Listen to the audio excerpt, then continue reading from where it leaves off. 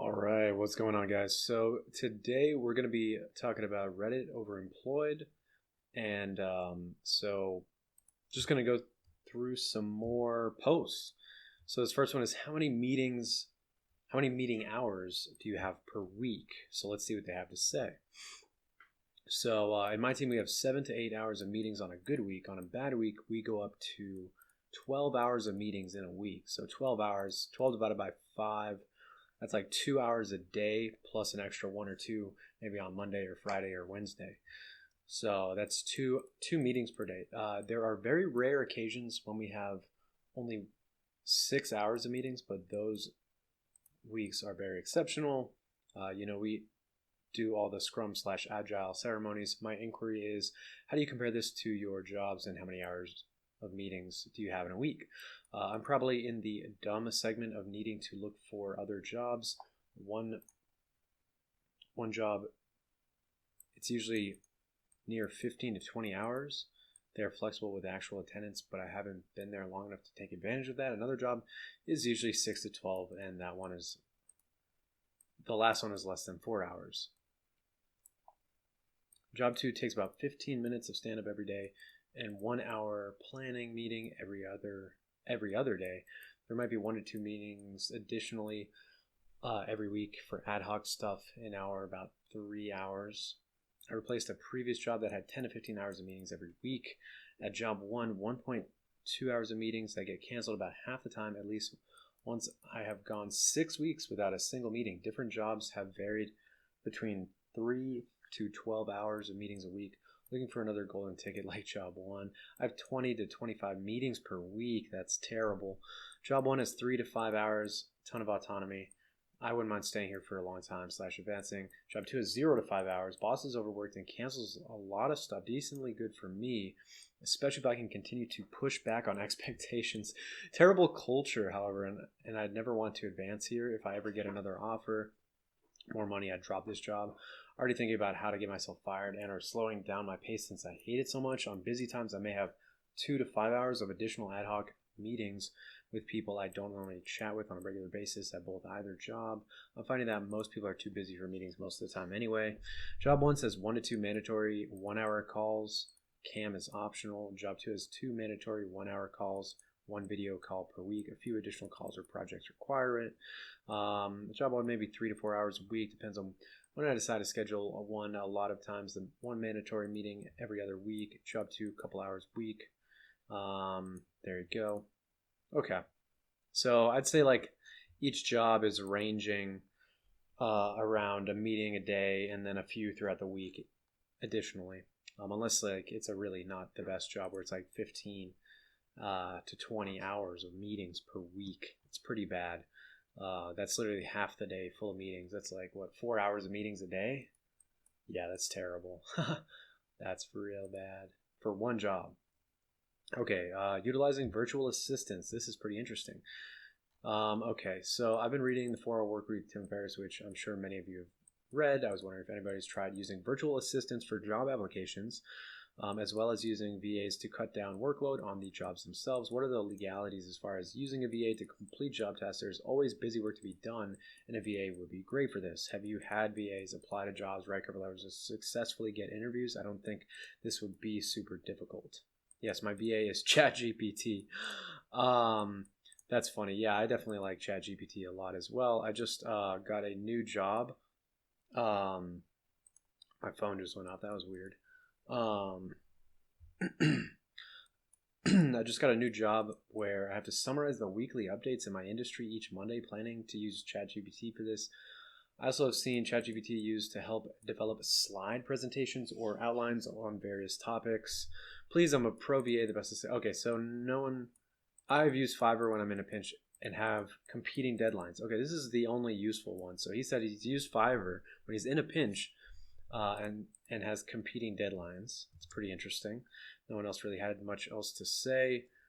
Where do you network IRL with goal setters? Very interesting. So we live in the world of being full remote, so this is actually a great question. Like, where would you go to network with people IRL since everyone is working remote? So let's see what he has to say. It's kind of a lot.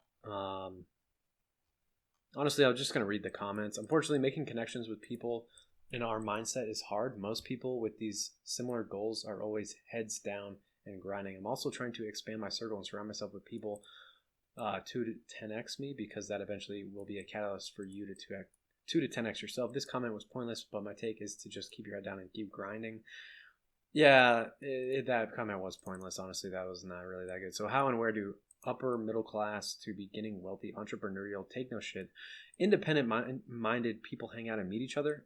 Reddit. Yeah, literally. Basically online. It's true. Honestly, you sound like you might want to get involved in political activism. Not that you could be totally open about OE in these groups, but you'll find people who are unhappy with the status quo and want to make improvements for society. The Mirror. If you are part of any organization or association, things of the like, you could potentially meet people there at conferences or similar events. For me, I've met people in art galleries, museums, parks, and even at a coffee shop. There's also a meditation center I go to sometimes in my city, where I sometimes have a chat with people from different walks of life who I believe are go-getters as well. I'm also in grad school and was lucky to meet some. So, I mean, he lives near college, or she, or whatever. Conferences in your industry. Yeah, I think that's probably the most legitimate answer. Conferences or hackathons. So where do you network? I'm not going to read all this. I mean, honestly, doesn't matter. We get the idea. 2 life assurances. That's interesting. So I got 2 jobs, both providing life insurance. I think the payout is 4x the annual salary. If I kick the bucket, would both of my company's life insurances pay out, or would it only be one? I would check if you have life insurance or life assurance. If either job is offering life assurance, that sounds like a red flag, lol. Okay, so probably a typo. Don't worry, you will not die here, pinky promise. Yeah. Surely you can't kick the bucket with 2 life assurances. Lamau, so honest answer, they will both pay out. You could theoretically have as many life insurance policies as you wanted. That's very interesting. So there you go.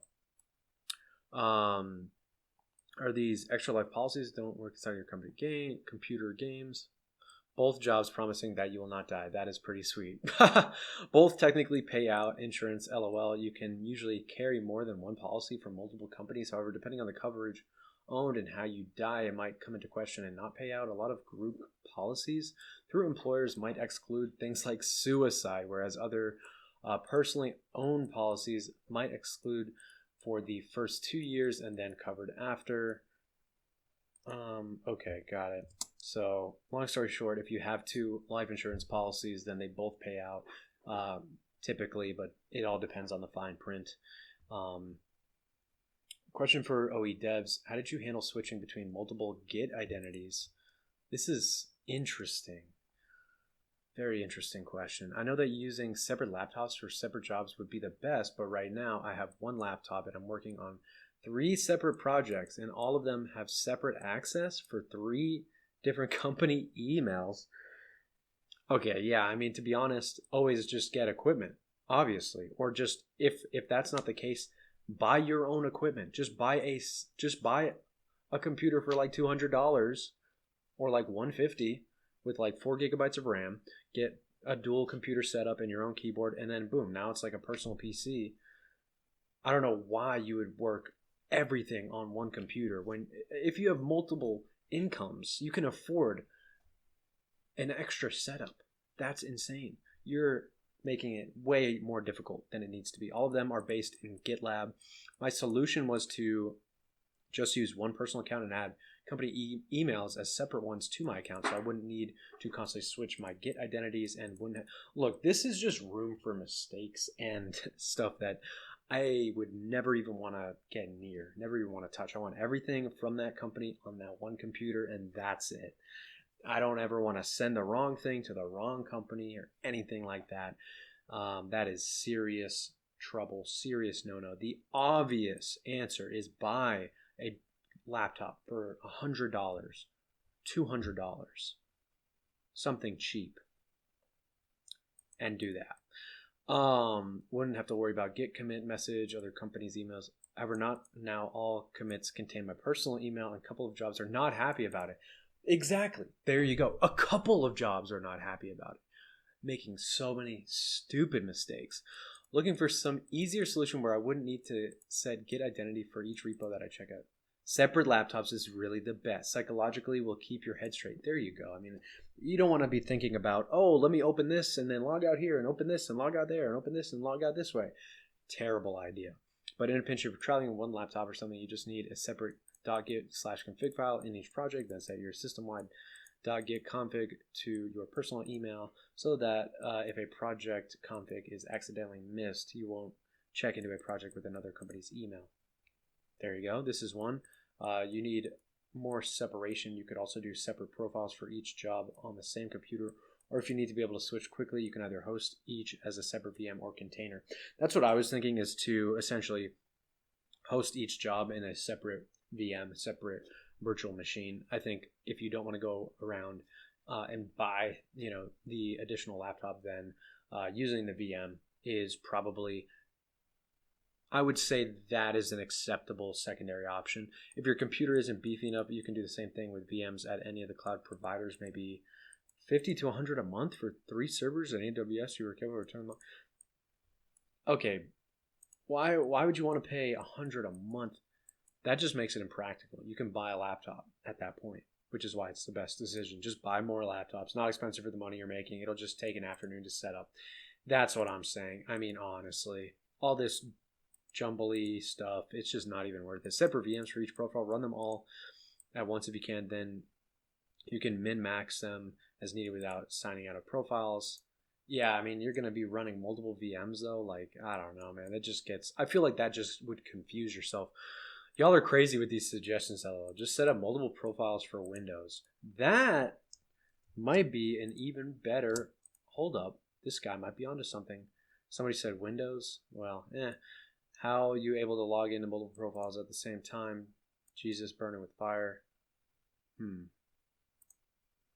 Yeah, developers use Mac. Thanks. I choose between 2 kinds of when you have Linux. Okay, now we're just getting into OS talk, which is so pointless. Okay, so yeah, there's your solution. To be honest, you can get really technical if you want with these config files. But, I mean, to be honest, that just seems like it's risky opening yourself up for making mistakes like this idiot. Like, literally, you're committing to the company. Yeah, terrible. Just buy separate laptops. And if you really can't, then, or if you really are dead set on using one workstation, then the VMs, but you're going to have to pay monthly for that, and eventually it's actually going to be more expensive than just separate hardware, I would think. What do you do without explicitly saying what you do? This question I like a lot because I've talked about this stuff a little bit IRL to people, and honestly, it doesn't go well. It's terrible conversation. I hate it. I mean, either they're like, what is that? Or it's like, oh, or they ask the dumbest questions, or just, it's just, look, it's terrible, I wouldn't recommend it. I really would not recommend talking to anybody about it. Yeah, you want to like help people out, honestly. Look, I like helping people out as much as the next guy, but I don't know about for this stuff. They might have to just find it themselves on Google. I'm just going to leave it at that. You can talk to people yourself, see how it goes for you. But for me, it's just been like not really the best conversations. People get jealous, it's just not conducive. It's not really helping, I don't think. Anyway, so what do you do without explicitly saying what you do? I'm honestly trying to gauge if this is even possible for me as someone not in finance, tech, or similar. Okay. Wait a second. I don't know what this guy's talking about. I thought he was talking about when he's talking to people and talking about being overemployed, like if he's saying it. So the without explicitly saying part is added in case you don't want to be descriptive / dox yourself. He's just talking about what industry you work in. So it's actually a completely different question than what I thought. So he's asking, what industry do you work in? I have 2 jobs, but they are not this kind of overemployed. I started my own design business last year, and it's inconsistent, but going well overall. And my other job is part-time dishwasher to buffer the inconsistency of my business. 31 and have been working a long time with almost 2 jobs, buffeting each other since I was 14. I'm not new to blue-collar or white-collar work, but it really seems like overemployed, can't spell, is only for those who have a certain skill set in a certain industry. So this guy says, I reset passwords in a cloud environment, and tell people they need to reset their password because they clicked a malicious link. Someone said, y'all hiring? He sounds decent. Sounds like every admin or service desk person / IT. This sounds like an oasis. Love password reset is very fun and rewarding work and easy to manufacture, more of it when needed and usually well paid. Oasis? Do you set the password requirements? Because that's a real issue. Password requirements must include one uppercase, lowercase, cannot repeat, top 15 security, cannot contain any previous passwords, no profanity. LOL. That's wild. I'm a genius at J1. I'm an idiot at J2. Both roles work out perfectly, and both roles deal with writing code in the exact same framework. Best of both worlds. You get to learn a ton at job 2 while looking like a hero in job 1. At one job, I point out the mistakes devs make. At another job, I make them myself. At a third, I manage the people who do number 1 and number 2. There you go. That's pretty fun. It's a full stack human. Test, build, and manage. Job 4 can be user experience. I point out mistakes anyone makes in front of everyone else until they don't talk to me anymore and forget about me. It only works at really well-run companies that value excellence, but when it does, you can really excel. What? I don't know what that guy's talking about. This guy says corporate finance, sit at a computer working in Excel, pulling data from an ERP systems all day and creating reports / models. Is corporate finance the title of the job? Interesting to see if I could get into this. Thank you for the help / response. Does this require a math or accounting degree? Have used Excel and even learned how to use filtering and make different tabs in different colors, which really makes you stand out from the competition that only use one color and one sheet. I am really fast with fill down too. One time I used the X module and was able to make a graph with some code from ChatGPT, so I'm sure I am qualified, but no formal finance experience and can't balance checkbooks. Checkbook, never had one. This guy says, I take advantage of managerial incompetence at job 1 so that I get paid a full salary yet spend all my time doing work for my business, which is his second job. Oh, sorry. I mean, at job 1, I do something with computers and send out occasional messages on Slack. Managerial incompetence equals big company ? Man, I always wondered what that would be like. This is what I do at job 1 as well. Job 2 scaled back from actual business, but I do standalone consulting for a similar scope of work, but still different from job 1 to not overlap too hard. Job 1, I dig up skeletons in the closet for all the vendors of the company. Job 2, I'm a historical live human reference material. Okay. I think we get the idea. Everyone's being mostly vague.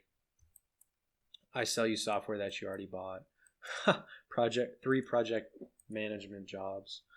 Fly airplanes, serve beverages and snacks, same company. Sorry, can't be more specific. Don't want to dox myself. Okay. Move on to a new J2 if current one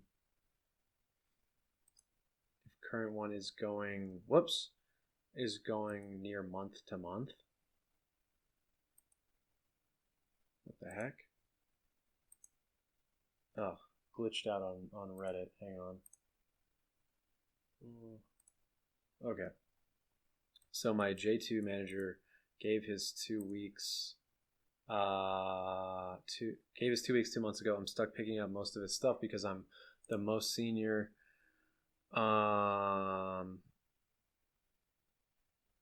I'm a SWE. Okay, my bad. I had to open it up in a new link. This is my job 2. My job 1 is my own business, which is the fledgling stages, and unable to support me. I need another year of job 1. My 1-year contract has ended. They have a policy that one can be extended up to 6 months, and that's it. I'm extended for 2 months, and my boss is trying to secure additional funding for me for another 4. Job 1, this is contract. Job 2, you need to begin looking for yesterday to be able to eventually replace your current job 1. Your fledgling business that doesn't support you, good luck. Yeah. Not looking good for this guy. This is your job 1. Your job 2 is not a job if it can't support you. You need to do whatever you can to keep job 1. Look for job 3 when job 2 ends. Yeah. LATAM King? What is this? Alright. I don't know what this means. Okay, Reddit really needs to start opening things up in new tabs. Okay, LATAM King. I don't know what that stands for. I don't know. Let me look that up real quick. Oh, Latin America. Okay, I've got to say, I'm extremely thankful for this community. As a bit of context, I started OE by pure coincidence. It was mid 2020. I applied for a lot of job offers, got one in 2 weeks, and later that year, I started the second process because Job 2 HR saw my application months after. So why not? Job 1 workload was not even part time. LOL. I'm fully bilingual and live in Latin America. I haven't seen too many posts from my region, and I've been working in SaaS ever since. I'm pretty young, mid 20s, and this week I signed Job 3 contract with it. I'm doing $85K a year. This is outrageous for my context and I think for my country. And I basically earn what the president of my country earns, $85,000 a year.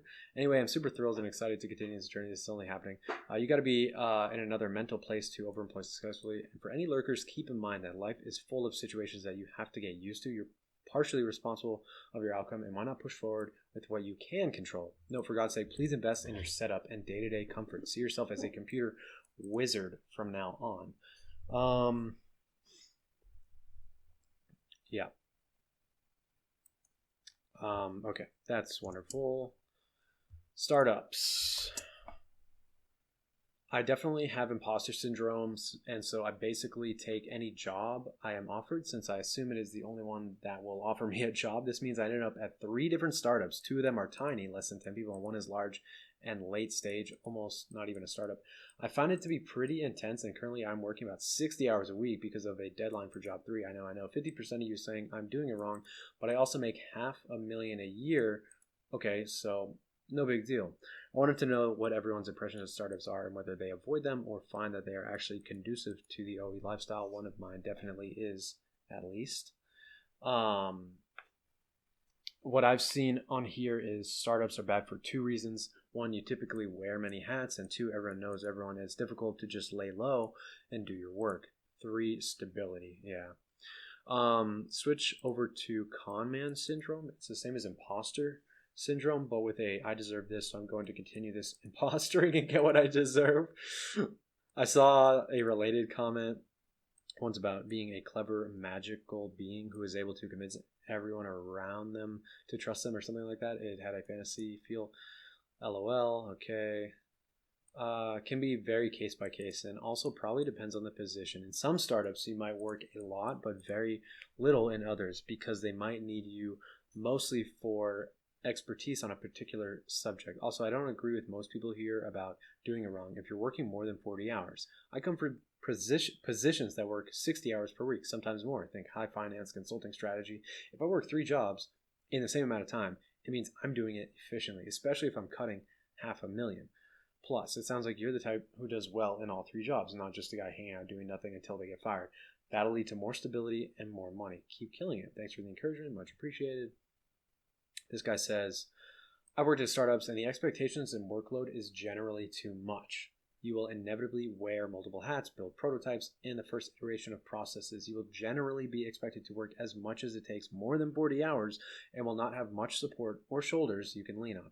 Outside of that, expect to get burnt out, have very little job security, most startups fail, and a need to spend time unlearning the hacks you used and getting up to speed with industry standards. No time to do things the right way at a startup.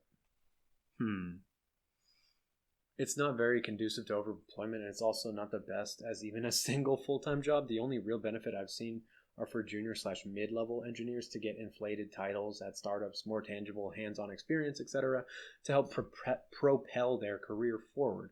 A short stop on the way to growing, fine. A career, no way. So there you go. The benefit from startups is you learn more. So that will propel your career skills.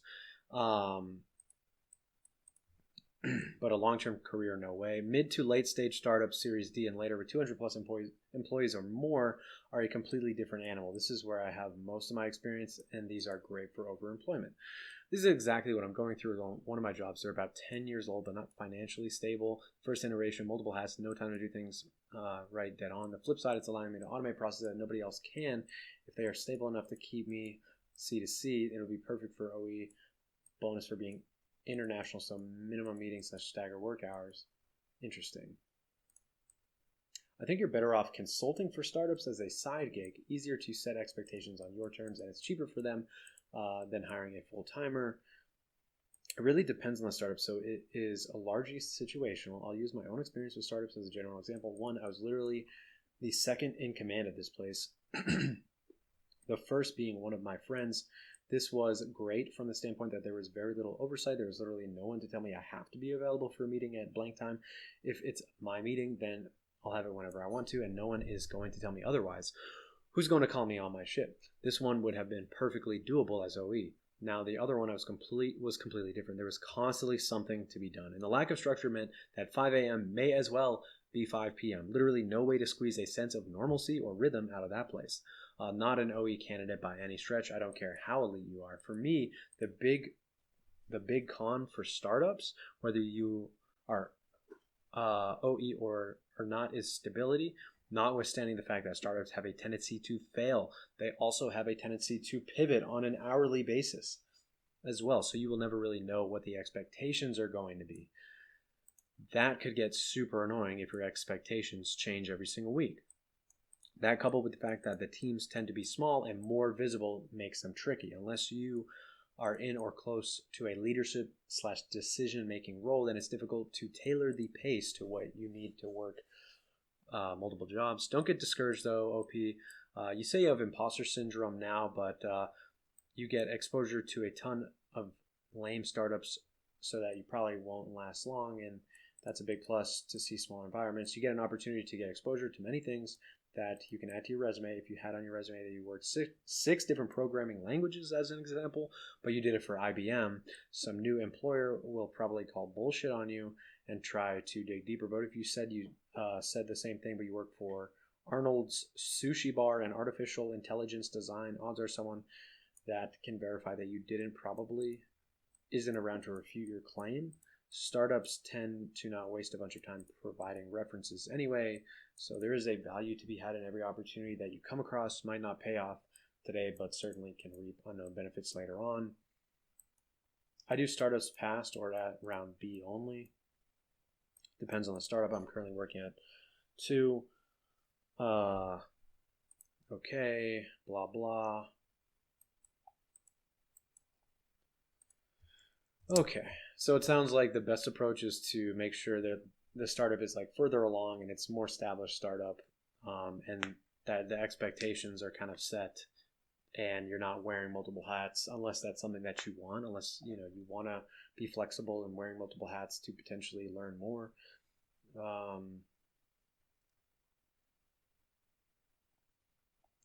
Pro tip, hold up, this is wild.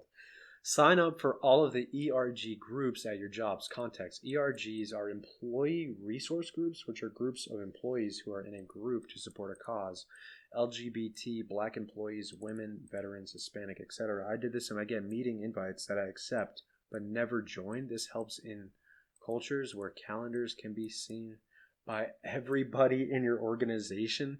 This helps limit the amount of focus time or private appointments that you put to work other jobs. Sorry in advance to social justice warriors and woke folk for taking advantage of socially disadvantaged groups, but pretending to be involved in these causes and clubs.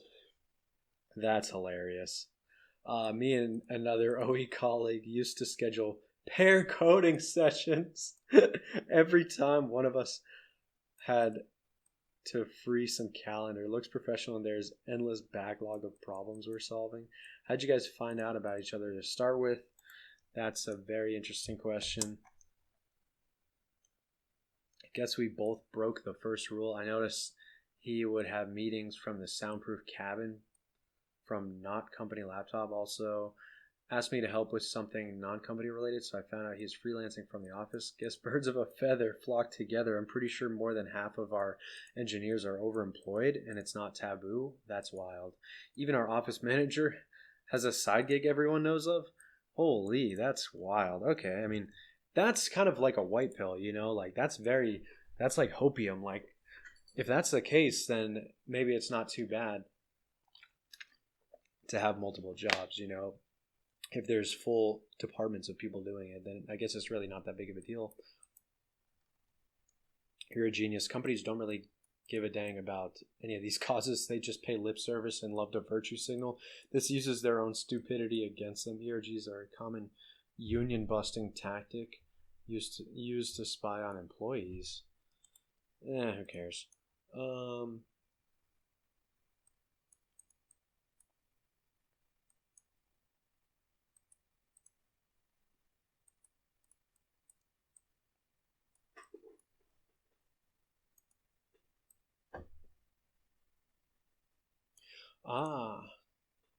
So he said, I used to lead an ERG at my old company. Our budget was dollars times number of members, so just signing up helps.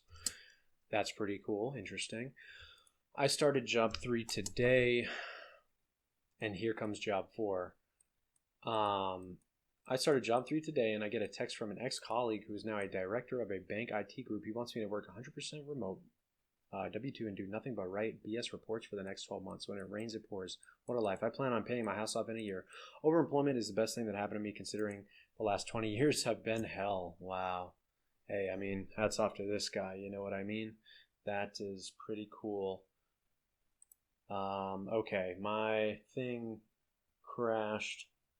So let me try to restart it. And let's see.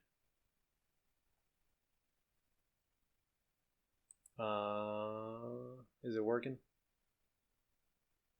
Okay, it is working. Yep. All right. Anyway, okay.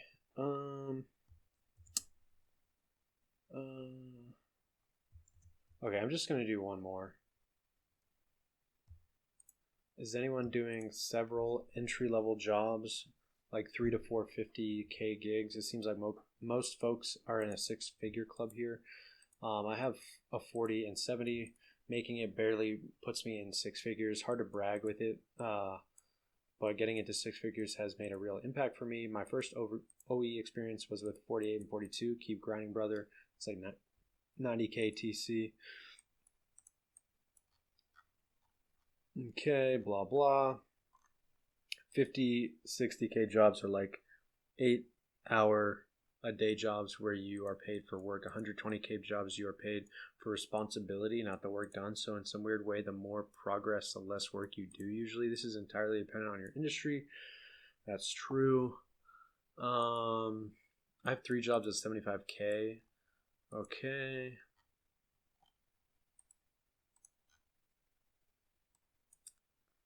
Not trying to be pedantic, but 3 to 450K gigs would also put you in the 6-figure club. The only real requirement is remote work and time management. So even if you have 3 entry-level remote jobs, it's more of a question of can you dodge one-on-ones and stand-ups.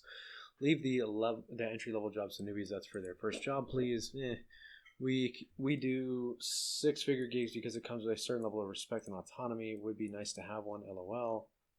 I make 45 and 52 with occasional overtime, but I don't talk about it much on here because it seems everyone else makes more. I'm still stoked about the amount of money I make. I hate taxes even more now. There you go.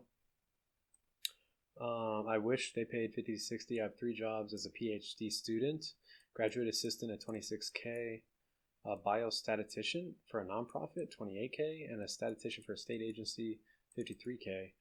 Okay, so pay about 90. All right, not bad.